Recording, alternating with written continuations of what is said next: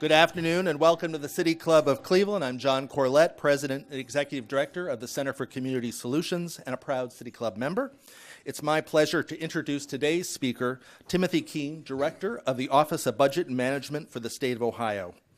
The two-year state budget proposal is now working its way through the Ohio legislature.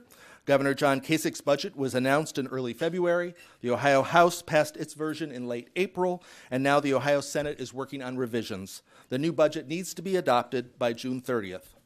The process, as usual, hasn't gone strictly according to plan. Disagreements among the state's Republicans on some key budget issues, including school funding and taxes, have surfaced. But it's important to get the numbers right so Ohio doesn't end up facing budget shortfalls like other states are experiencing. Today's speaker is at the helm of this process, and he's no stranger to budgets. Tim Keene became director of the Office of Budget and Management on January 10, 2011, serving in that position for the second time in his career. The first was under Governor Bob Taft. As Governor John Kasich's chief financial officer, he leads an office that develops, coordinates, and monitors the individual budgets of state agencies, provides the governor and administration with policy analysis, and reviews all financial transactions made with public funds. From 2007 to 2010, Director Keene was Senior Policy Advisor to Auditor of State Mary Taylor, following his previous service with the Office of Budget and Management as Assistant Director and then as Director in the administration of Governor Bob Taft. Earlier, he was Deputy Director of Policy Development at OBM, including service as President of the State Controlling Board. His career in public service began in 1986 as a budget analyst with the Ohio Legislative Budget Office. Also includes senior policy positions with both houses of the Ohio General Assembly.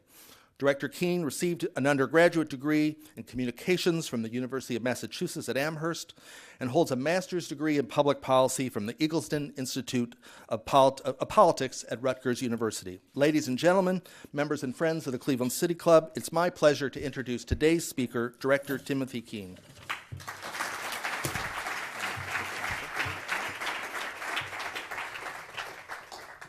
John, thank you, and my pleasure to be here to the City Club.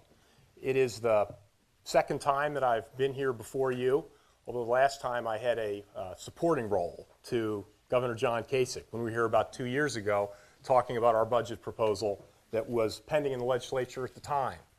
And, of course, we had, I think, this whole space was used at the time. It was a packed house to hear the governor talk about the budget. It was interesting to hear the reference to our Federal Reserve chair coming, and you'll need a different space, larger space. I was somewhat concerned after I was invited that perhaps a closet would suffice. State budget issues not being the most attractive and interesting necessarily. So real glad to see the crowd here today. Real pleased to talk about where the state budget is heading and why it matters. You know, the basic question to why the state budget matters is that it touches the everyday life of all Ohioans in ways that they may not realize, but in ways that are significant and make a real impact on their lives. You know, we operate in a federal system whereby we have federal, state, local government. National newscasts, national media focus extensively on what happens in Washington, D.C. and what the federal government is doing. Foreign affairs, defense, Social Security, entitlement programs, health care, federal taxes, federal tax reform in our corporate system, for example. We all live in our local communities where we are very familiar with what goes on in those communities. We know that the local communities provide police and fire. We know we have a local school district that delivers educational services. We know who picks up the garbage. State government, the middle player in our federal system, is often less well understood. What the state government does, what the state budget funds. But in fact, it touches so many aspects of what we experience every day. But it does it in a different way. You know, local governments mostly employ people who deliver services. The state government essentially sends most of its budget out to other entities in Ohio. Of the total state general fund budget, which is about $30 billion, we use less than 10% to operate state government on a day-to-day basis, to pay the salaries of state employees, to buy the paper, pencils, computers that we require. More than 85% of our state general fund is distributed to across Ohio to schools, local governments, and other entities that deliver services to Ohioans, to schools, to institutions of higher education, to pay health care for those Ohioans who participate in the Medicaid system, for a variety of other purposes. And so, whether folks know it or not, the state budget touches them in some way each and every day. And so I'm happy to get out, talk about this message. But the budget is more than just allocation of resources to these important priorities that fund so many services in Ohio. It really is, to me, a critical policy document, a roadmap for where we want to take the state of Ohio. And this is something that Governor Kasich has focused on in his term in office. I often tell people that I have a budget-centric view of the world, that the budget is the most important piece of legislation that is considered and enacted by the General Assembly in any 2-year period of time, because we allocate the dollars to make state government go, but we also often propose and consider, debate, and adopt the policy changes that drive how those dollars are spent. I mean, it is those, without those dollars, state government can't operate. State government can't fund those programs that are put into state law to guide the delivery of those state services.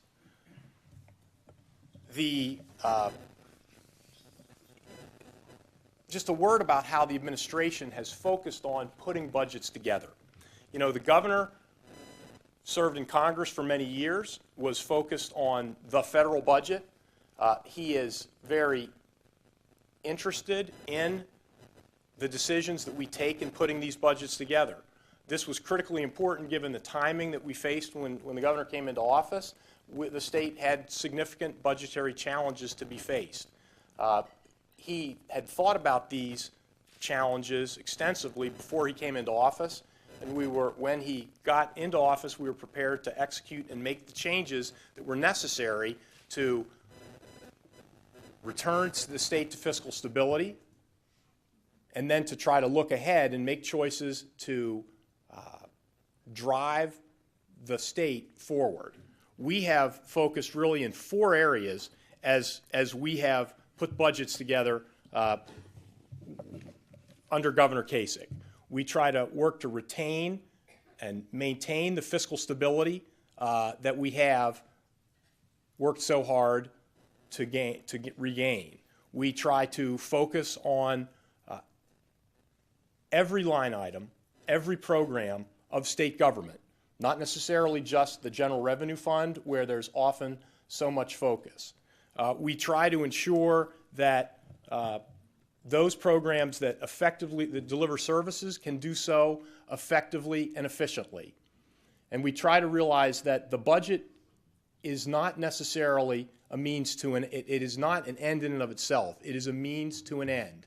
It is a means to help us deliver a more prosperous Ohio, to consider how we can make our state more economically competitive.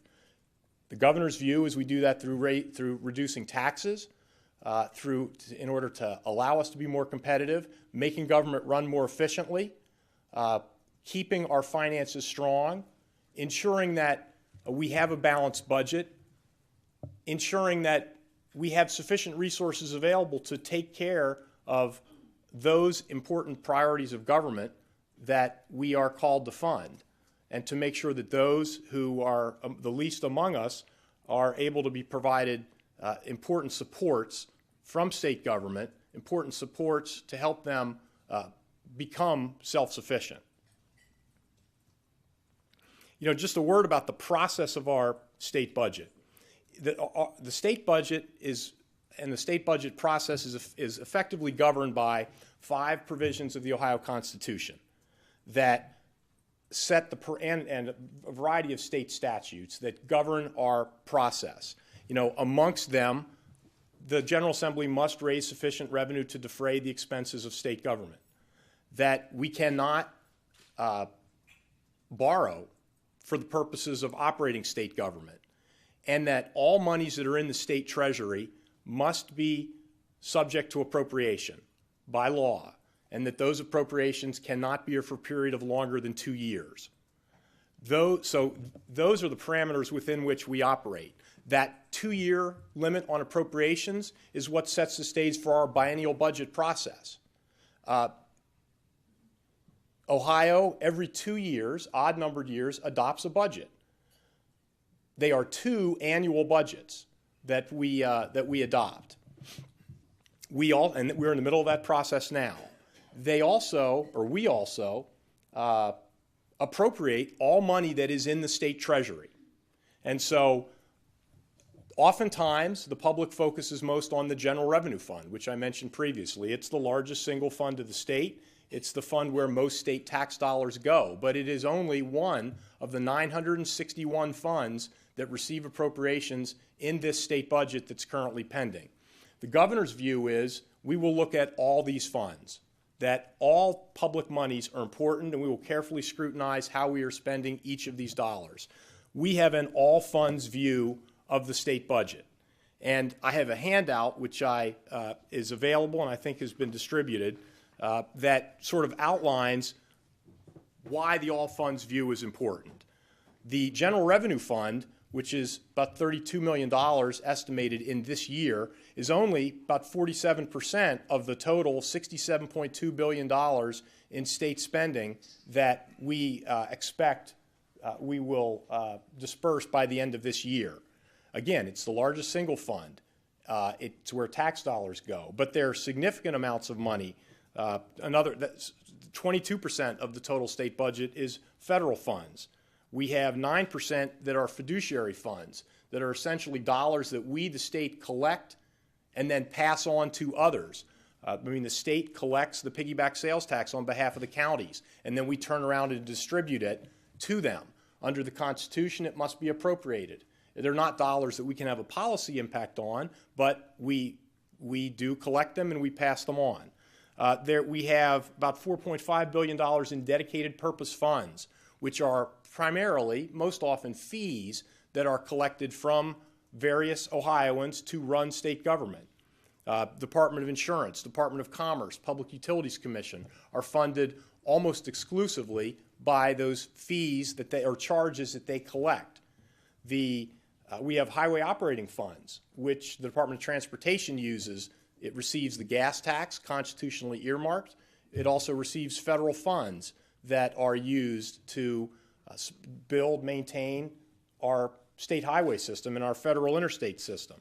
We spend $2.6 billion of state money that we distribute out to local governments through programs like the Local Government Fund, the Public Library Fund, the distribution of state gas taxes and state license fees to local governments for road and highway construction and maintenance. And then we have a series of other funds, including the State Lottery Fund, the Highway Safety Fund, that again are specified purposes. Money comes in, goes out for those specific purposes.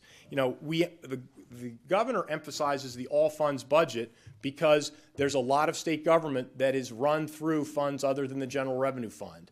And they are just as important as the General Revenue Fund. If one only looked at the General Revenue Fund, the Commerce Department wouldn't appear. And so the regulation of the banking system that they conduct wouldn't be looked at. We need to look at their operations just as we do the operations of, say, the Department of Education that is substantially funded through the monies of the General Revenue Fund. What does the state budget fund? Education, as I mentioned earlier, higher education, the Medicaid program, a variety of social service support programs, roads, bridges, highways, all of these important programs that Ohioans benefit from, all of which deserve the scrutiny and attention that are received other than just those funded through the General Revenue Fund. So again, an important focus of ours is the all funds budget, not just the General Revenue Fund. You know, why is the budget important? I've mentioned that it touches upon the everyday lives of so many Ohioans. I tell you, another reason it's important is that a fiscally stable state, a balanced budget, well-ordered priorities, tax rates that are competitive, help send a signal about the stability of this state that is very important when we are competing in the U.S. and world economies. Governor Kasich and John Miner, president of Jobs Ohio, tell me that they regularly hear from business leaders that one of the criteria that they are now looking to when they make decisions about expanding or locating business is what is the fiscal condition of the state? What is the health of the finances of the state? Are there long-term liabilities that will create risk and uncertainty and increased cost in the out years? Luckily, Ohio is not having trouble now. You know, there are 20 states that do find themselves with some sort of fiscal problem either this year, fiscal year 15, or in the budgets that they are wrestling with. Even in the midst of an expansion, economic expansion, sluggish as it may be. And so, I mean, imagine, folks, when they are not, when the economy again takes a turn, where folks would be. This is one of the reasons why the governor works so hard to try to make sure that we have adequate reserves, that we have a balanced budget, that we're careful about the expenditures and programs that we commit to, so that we can avoid those difficulties. We have a competitive advantage because of our history and tradition of sound fiscal management and conservative budgeting. And that helps us in this competitive struggle that we have for economic development, jobs, and growth.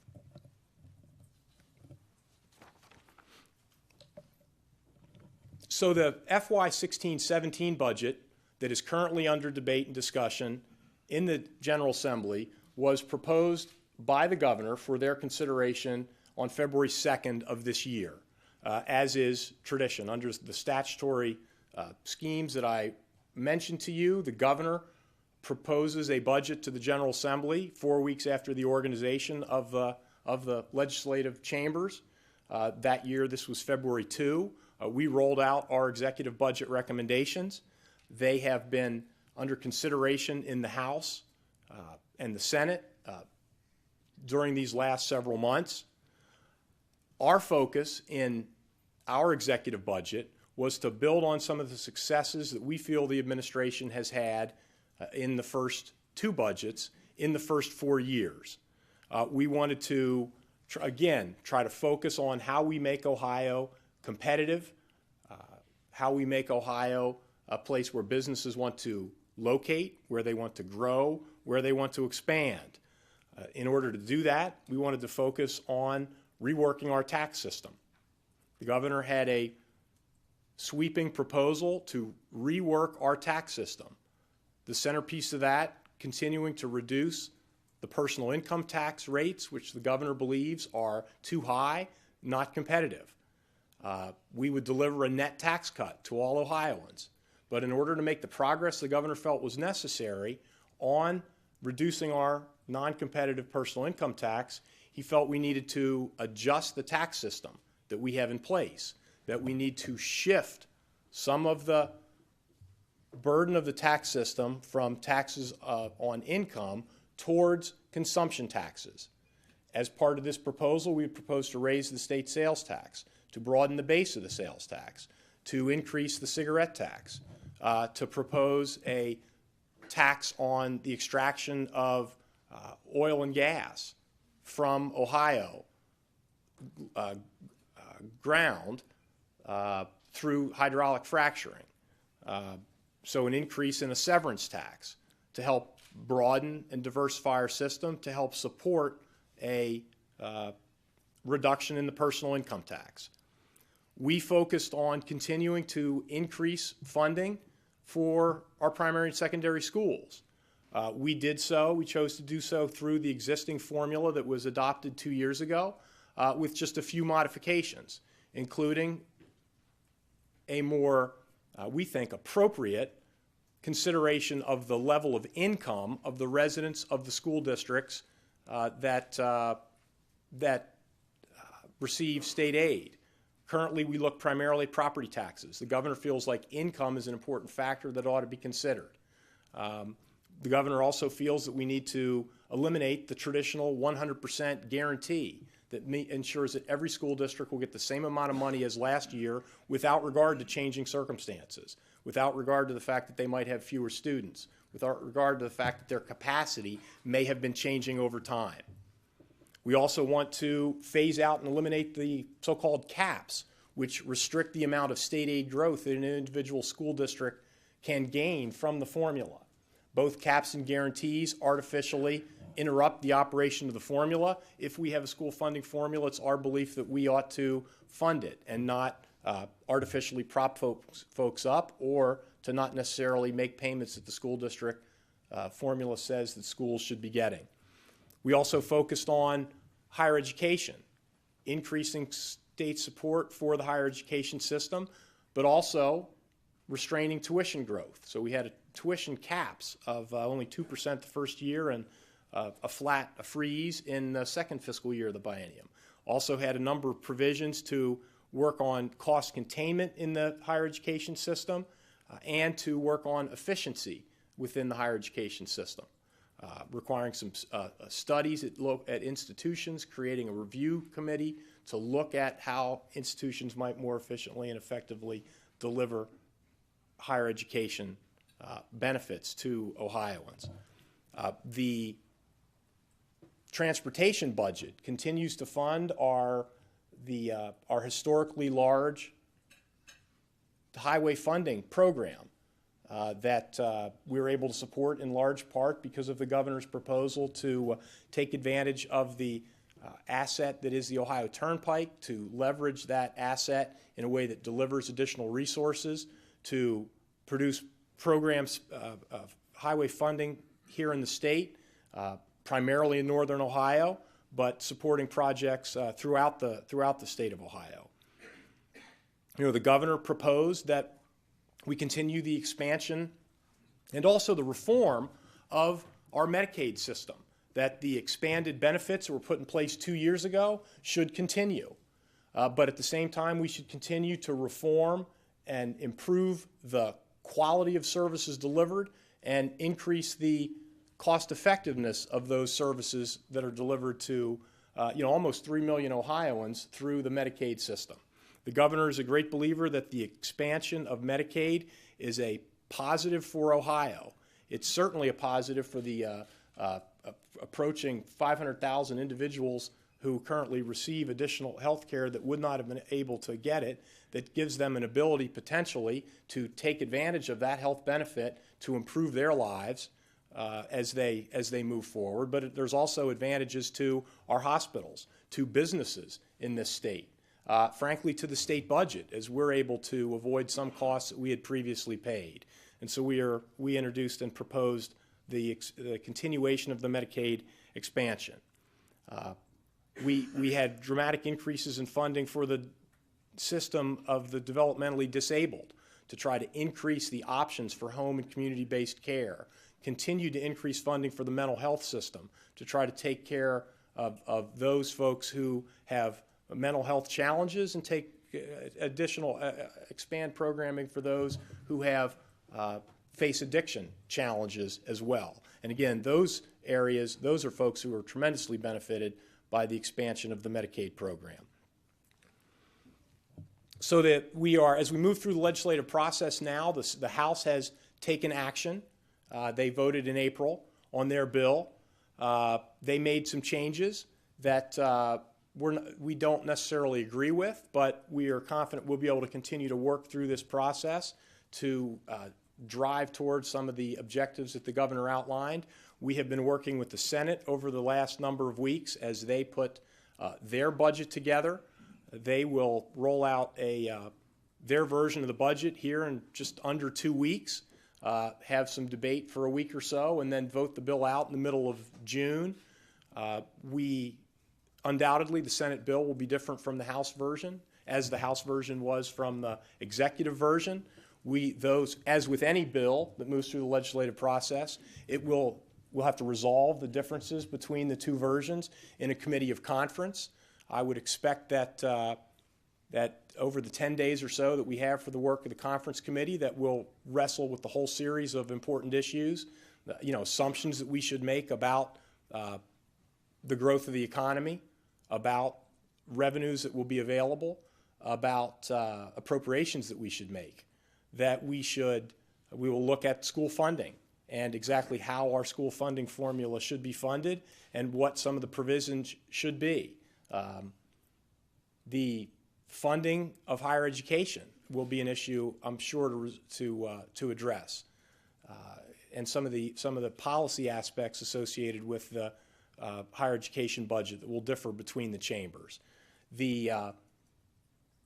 At the end of the day, the Medicaid expansion may or may not be a difference between the houses, but certainly a lot of how we fund the Medicaid program and some of the reform elements or the proposals to increase reimbursement rates for various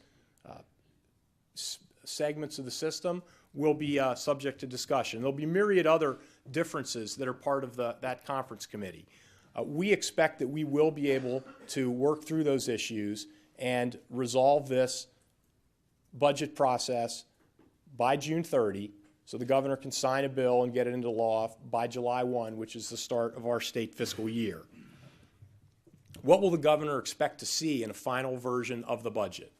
First, he will expect that it will be structurally balanced, that the fiscal stability that we have worked so hard to put in place and maintain over the last 4 years will be maintained. We will insist on conservative economic forecasts. We will insist on conservative revenue estimates. We will insist that we provide adequate appropriation authority to fund the obligations of the state. On school funding, we would hope to see a school funding formula that we can pay for within the resources that we have available, and that we should not cap out substantial amounts of money. We should not put a program in place that we cannot reasonably fund, and that the amounts that are withheld by caps should be moderated. We would expect that we would hope to see some kind of a proposal where school districts are not paid the same amount of money last year without regard to changing circumstances. We would hope to see that we will target efficiently and effectively resources to those school districts that do not have the capability to raise revenues locally. On higher education, we would hope to maintain increases in support to the higher education system and to maintain a very restrained cap on overall levels of tuition that can be charged by the state systems. We would also hope that many of the reforms and focuses on efficiencies would remain a part of the bill. And we would hope and expect that the Medicaid expansion and the Medicaid reforms that we have proposed to continue to improve the delivery of services and contain the cost will be part of the budget that finds its way to the governor's desk. I am hopeful that we will be able to work with the leadership of the General Assembly to arrive at a bill that meets those expectations of the governor and be able to wrap up by that statutory deadline. Because I would hope to go on vacation in July after having worked on this budget process since about last July when OBM first sent out the budget guidance. So, and again, this is why I'm happy I work in a biennial budget state where we only have to do this once every 2 years as opposed to every year. So with that, I will conclude. My pleasure to be here, and I will look forward to the question part of the presentation momentarily.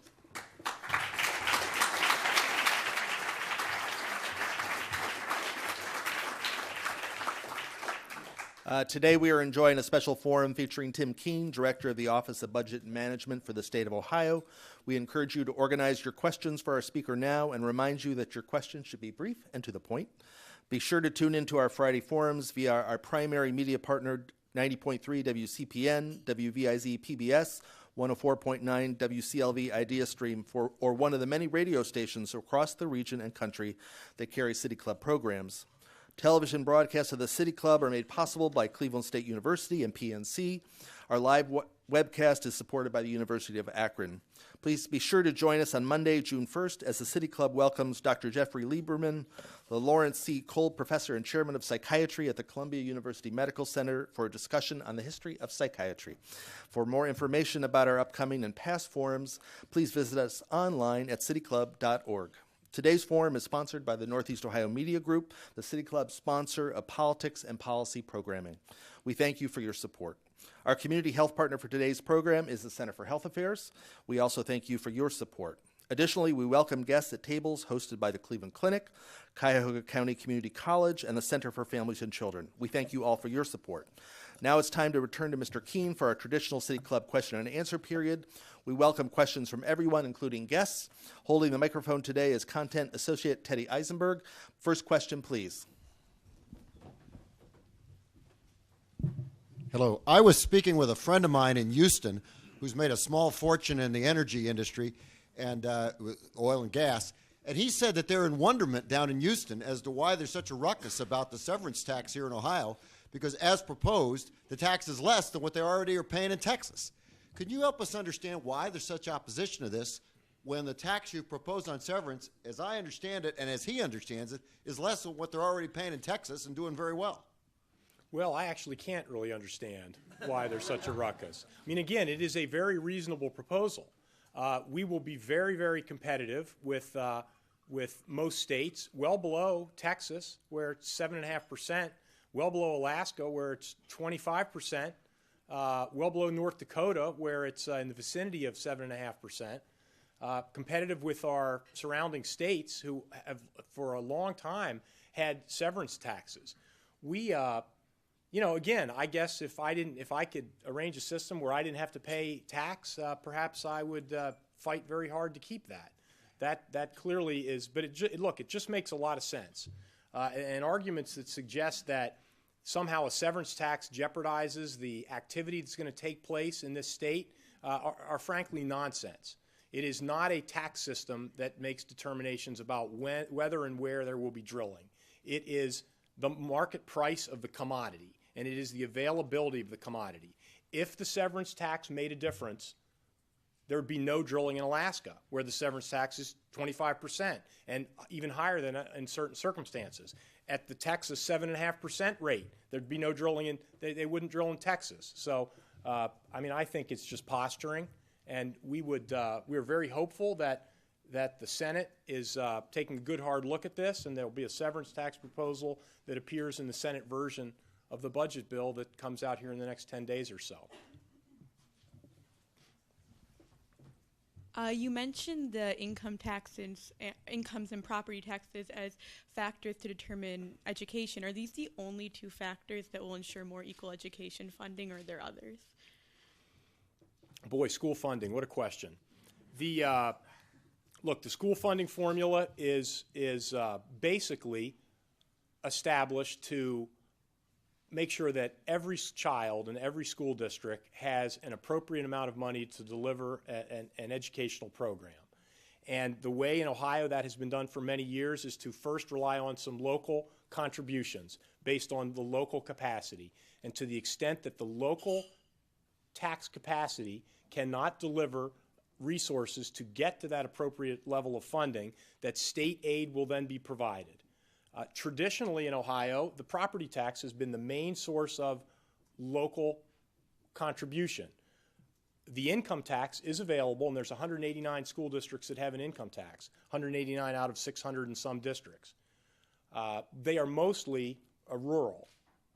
in northwest, west central Ohio. From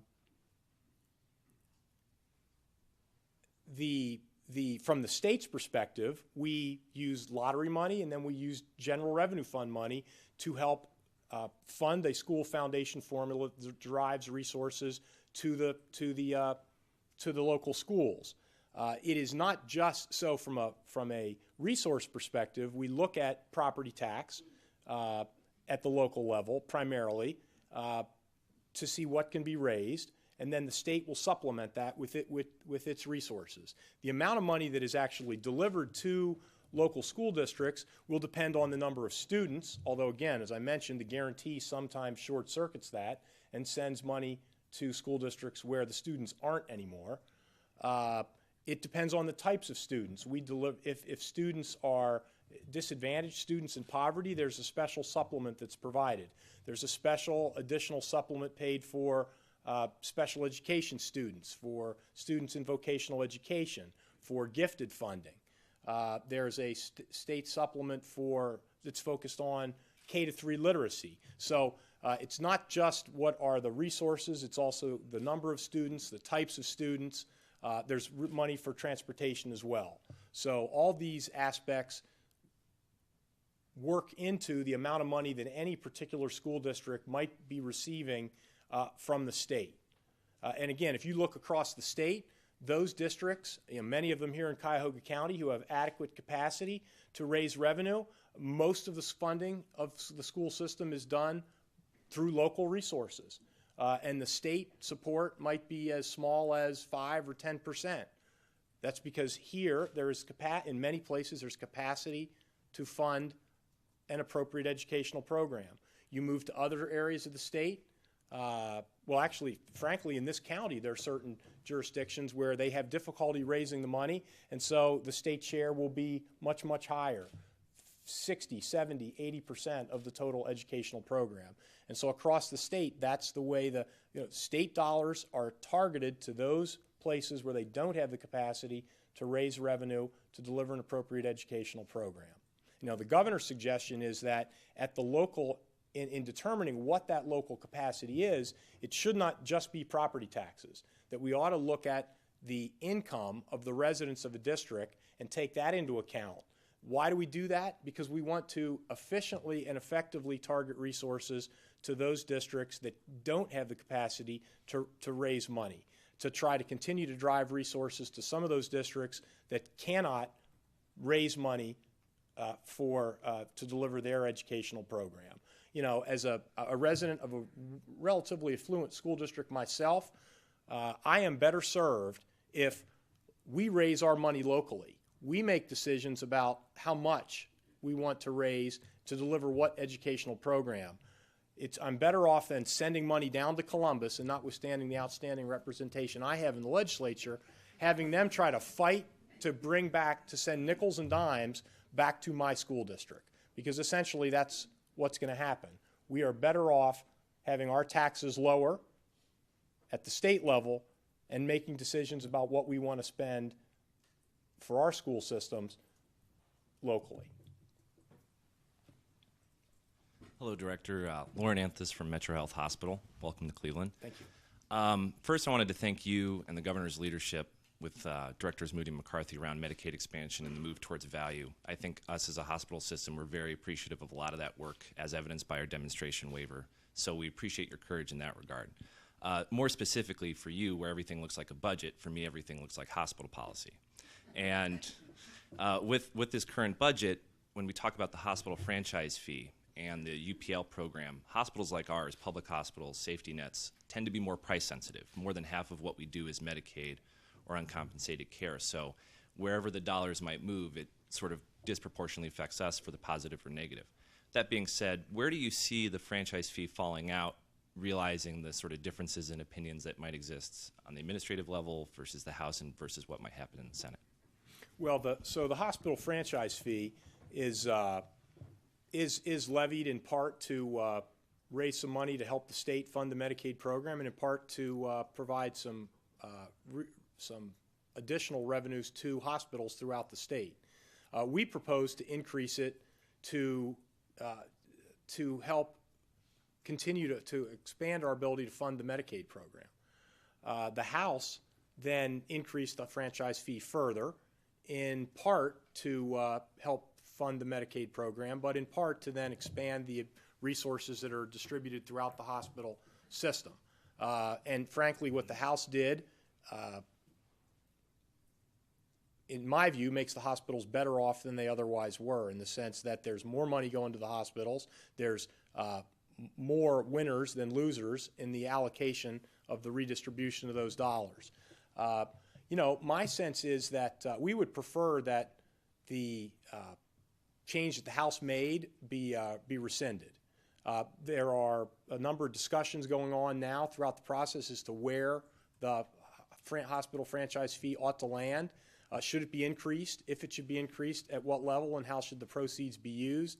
Or should we just go back to the status quo, which is about a 2.67% assessment?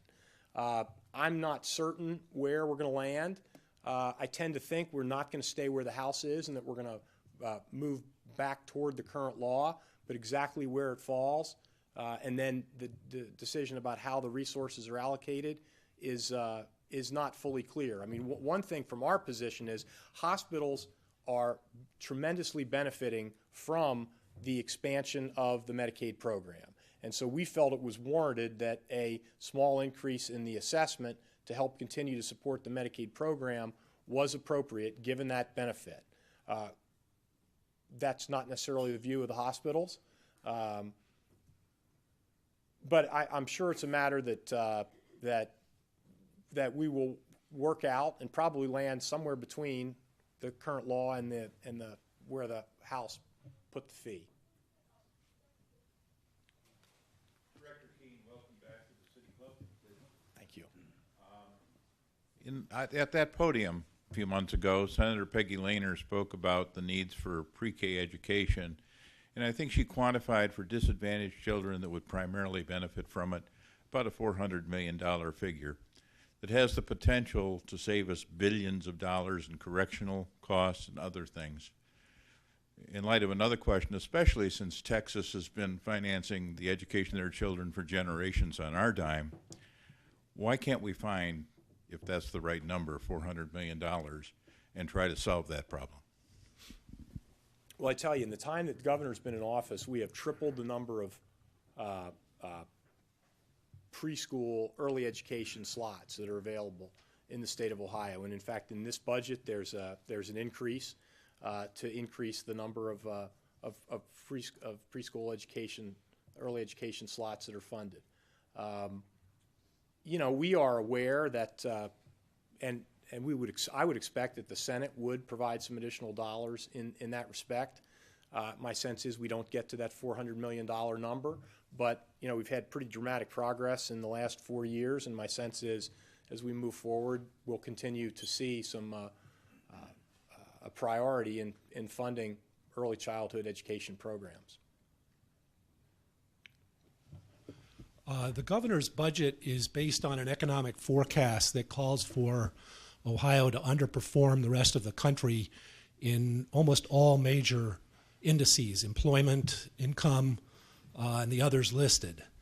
That comes after about a decade of income tax cuts, and certainly the ones that were passed in 2013. Why should we expect that the state's economy, and in particular the job performance, will outpace that of the country any more in the future with more income tax cuts based on what your own economic forecast with the budget shows? Well, I don't know that we project that we will necessarily outpace the rest of the nation. Outpacing the rest of the nation is difficult for a large, mature, slow-growing state to achieve. I mean, the nature of Ohio and where we are is it's difficult for us to get the growth rates that states with rapid population growth can achieve, that smaller, less developed economies can achieve. Now, can we improve our growth rate relative to where we have been? We believe we can. that if we adopt policies that make us more economically competitive, if we adopt tax policies that are less punitive and more encouraging for investment, if we adopt tax policies that encourage folks to desire to live in Ohio, not to relocate from Ohio, and perhaps even to locate in Ohio. And we feel like some of the proposals that we have to reduce the personal income tax rates across the board, to incentivize small businesses, help us in that regard. We don't know yet how much the consent decree between Cleveland and the Department of Justice is going to cost, but it's clearly going to be expensive. So is there any plan for the state to allocate funds in this budget specifically for Cleveland's police reform plan? There is work being done on an amendment now to provide some resources to help with the implementation of the Governor's Community Policing Task Force report that will be available to all localities throughout the state of Ohio to help with some of the issues that were identified in that report, to help with policies and procedures, to help with, I think eventually with training costs, to help make folks aware of issues surrounding community and police relations. Look, the funding of police departments is a local responsibility. Local governments primarily bear these costs. There's a role for the state, but the state will not necessarily take a role that we can be supportive, that we can offer certain program support, certain financial support, but the costs of local policing are primarily now and will continue to be a local funding responsibility. Director Keene, thank you so much for joining us today. You spoke about the shifting of the tax burden from income taxes to consumption taxes, and I wanted to invite you to talk a little bit about the philosophical case to make those shifts. Essentially, you're sort of moving money from one pocket to another, so there must be a good reason why that's better for Ohio, and I don't know that that's entirely apparent to everybody.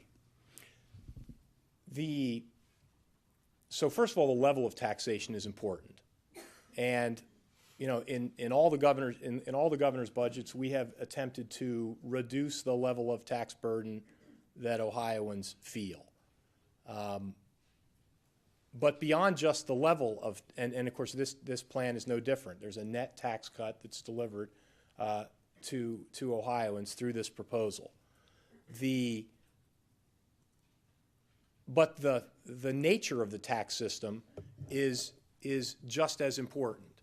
And so if we were to start the tax system from scratch, we would not put in place the system that we have today.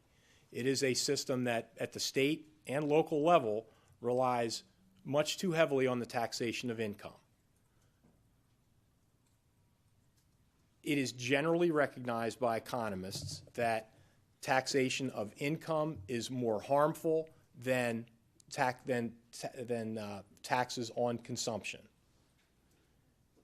And so our belief is we need to adjust the system, reduce our over-reliance on taxation of income, provide a net tax reduction, but also in order to maintain our ability to fund these variety of services that the state delivers that I mentioned earlier, that we have to reform the system and increase the amount of that the state raises through consumption taxes and other taxes, again, like the severance tax. The income taxes punish success. They punish initiative.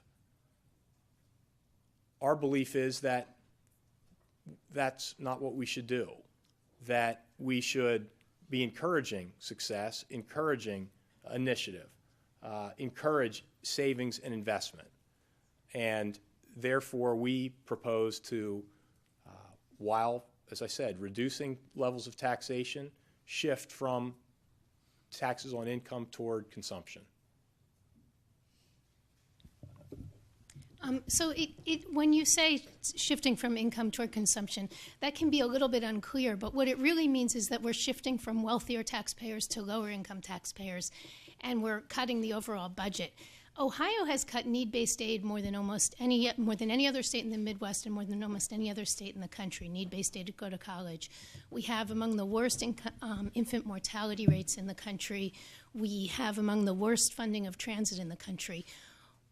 Why do we feel that continuing to cut taxes for the wealthiest, raise taxes on poor and middle-class families, and cut the overall contribution to the budget is justified when we are doing such a bad job of funding some of the essentials for this state? The governor's tax proposal is an across-the-board reduction in personal income taxes for all personal income taxpayers. Across the board, equal reduction. Certainly, if you pay a lot more, if you have a lot higher income and you pay a lot more tax, your reduction will be larger. But it is a proportional reduction that is the same for all Ohioans who pay income taxes.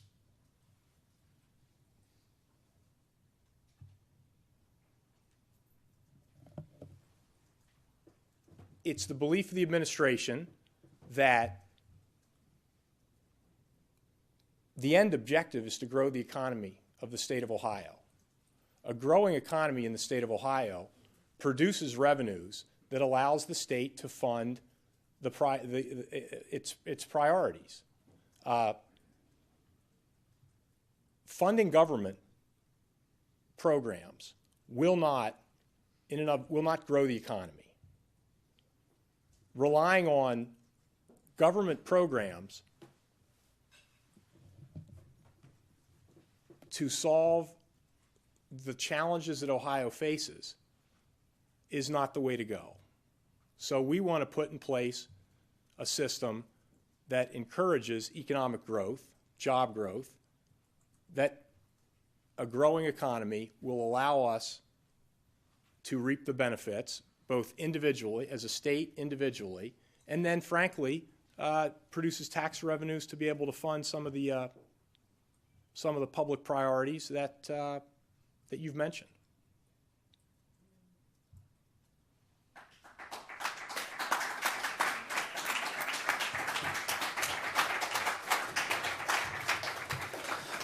Today at the City Club, we've been enjoying a forum featuring Tim Keene, Director of the Office of Budget and Management for the state of Ohio. Thank you, Mr. Keene. Thank you, ladies and gentlemen. This forum is now adjourned.